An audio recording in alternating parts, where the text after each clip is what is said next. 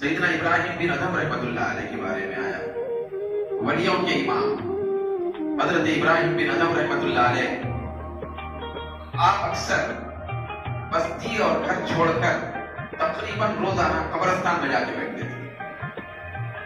حضرت ابراہیم بن ادھم رحمۃ اللہ علیہ قبرستان میں جاتے بیٹھتے, لوگ بھی آپ کے ساتھ چلتے. ابراہیم بن ادھم تھے وقت ولیوں کے امام. تو حضرت ابراہیم بن ادھم رحمۃ اللہ علیہ زیادہ اپنے روزانہ کے معمولات کا جو لمحات ہوتے تھے, زندگی کا اکثر اوقات جو ہوتے تھے, وہ قبرستان میں گزارتے تھے جب موقع. تو لوگوں نے پوچھا سرکار آپ بستی چھوڑ کر, آبادی چھوڑ کر یہ جو ویرانی ہے قبرستان کی, اس میں کیوں آتے ہو؟ تو سیدنا ابراہیم بن ادھم رحمۃ اللہ علیہ نے فرمایا کہ ارے دوستو, آپ لوگ غور نہیں کرتے, آبادی وہ نہیں ہے, آبادی یہ ہے. میں ویرانی چھوڑ کر آبادی میں آ رہا ہوں. تو لوگوں نے کہا نہیں, آپ آبادی چھوڑ کر, سکونت چھوڑ کر, گھردار چھوڑ کر, مارکیٹ چھوڑ کر, بازار چھوڑ کر آپ قبرستان میں آنے جا, خاموشی ہے جب ویرانی ہے. تو آپ نے فرمایا نہیں, یہ تصور تمہارا غلط ہے. اصل ویرانی یہ دنیا کی زندگی ہے. میں قبرستان میں جا کے میرے ان قبرستان کے بھائیوں کے ساتھ جو وقت گزار رہا ہوں, یہ اصل میں آبادی ہے. وہ آبادی اس لیے کہ جب میں یہاں آتا ہوں تو مجھے آخرت یاد آ جاتی ہے, پھر اللہ کی بارگاہ کی حاضری یاد آ جاتی ہے. میں اللہ کے جلووں میں کھو جاتا ہوں. میں ان کی زندگیوں پہ غور کرتا ہوں, ان کے قبر کے حالات پہ غور کرتا ہوں.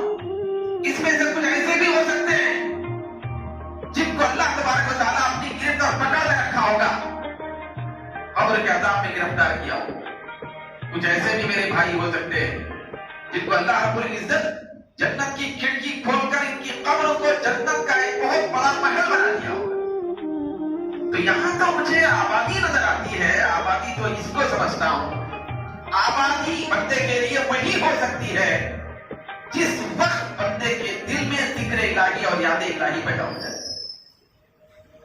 دل اگر مردہ ہے تو پھر کتنے بھی اچھی آبادی میں اور محل میں رہے, بادشاہت میں رہے, وہ آدمی بدسکونی میں رہے گا, بے چینی میں رہے گا.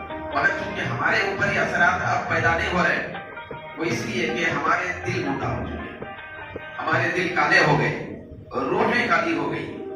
تو اس کو پھر اگر زینت دی جائے, پھر اس کے اوپر اللہ کے ذکر کے ذریعے سے آراستگی پیدا کر دی جائے, ایک زیور اللہ کے ذکر کا اس کے اوپر چڑھایا اور پہنایا جائے, تو پھر وہ کیفیات ہماری نگاہوں کے سامنے اجاگر ہو جاتے ہیں کہ اللہ رب العزت کی بارگاہ میں حاضر ہونے کے لمحات کی عظمت کیا ہے.